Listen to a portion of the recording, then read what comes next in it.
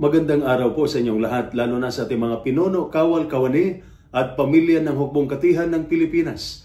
Ako po si Father Dion, ang Post-Catholic Chaplain ng Headquarters and Headquarters Support Group ng Philippine Army. At ito po ang salita ng Diyos, ang ating gabay. Ngayon po ay Monday, September 15, 2025 at ginugunita po natin ang kapistahan ng mahal na Birhen Maria ng mga hapis o Our Lady of Sorrows. Sa araw na ito, ipinagdiriwang natin ang kapistahan ng mahal na Birheng Maria, ang inang nakatayo sa paanan ng krus, kasama ang anak na nakapako. Kung iisipin natin, wala nang mas mabigat pang sakit para sa isang ina kaysa makita ang sariling anak na naghihirap at namamatay. Ngunit ang mahal na ina ay hindi tumakbo. Nananatili siya sa paanan ng krus hanggang sa huli. Ang ating unang pagbasa mula sa sulat sa mga Hebro, chapter 5, verses 7 to 9, ay nagpapaalala sa atin ng paghihirap na naging pagsunod.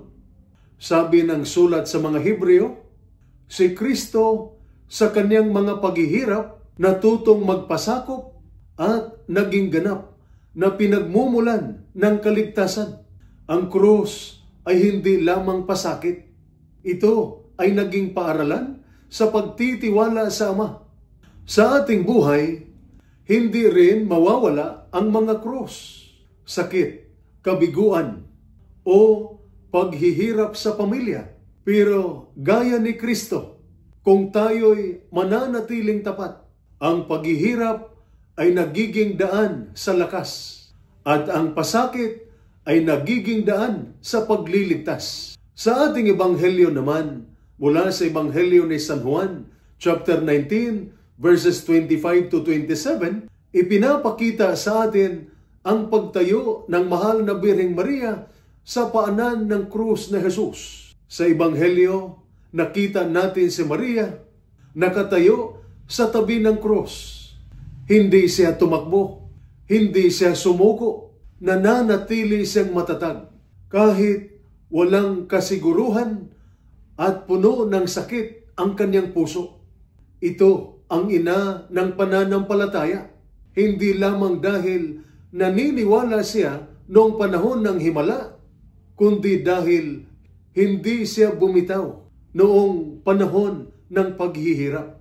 At doon, ipinagkatiwala siya ni Jesus kay Juan. At si Juan naman sa kanya. Sa krus, ipinagkaloob sa atin sa Maria bilang ating ina. Kaya ang mahal na Birheng Maria ay modelo ng ating pagtindig sa gitna ng pasakit. Para sa mga sundalo, ang tapang ay hindi lang sa harap ng kaaway, kundi sa pagtitiis sa bigat ng misyon, sa pangungulila sa pamilya, at sa pananampalatayang hindi bumibitaw kahit nakakatakot ang sitwasyon. Para sa mga pamilya, ang lakas ay nakikita hindi sa ingay, kundi sa tahimik na pagtitiis, sa pananalangin, at sa pagsuporta sa isa't isa sa gitna ng hirap. Ang mahal na Birhen ng mga hapis ay nagpapaalala, hindi ka nag-iisa sa iyong paghihirap. Siya ay kasama mo sa bawat luha at siya ay patuloy na nagdarasal para sa iyo tulad ng ginawa niya sa paanan ng krus.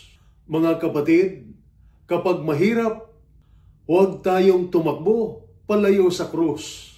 Tumayo tayo kasama ni Maria sapagkat doon natin makikilala ang tunay na lakas. Ang lakas na galing sa Diyos. Sa ating mga luha, may pag-asa. Sa ating pasakit, may kaligtasan. Sa ating mga sugat, may kagalingan. Sapagkat kasama natin si Kristo at ang kanyang ina. Ito po ang salita ng Diyos, ang ating gabay. Manalangin tayo. Mahal na ina ng mga hapis, ipinagkatiwala ka sa amin ng iyong anak bilang aming ina. Samahan mo ang aming mga sundalo sa kanilang misyon. Ipanalangin mo sila sa oras ng pagod at takot. Ipanalangin mo rin ang kanilang mga pamilya na naghihintay at nagdadasal.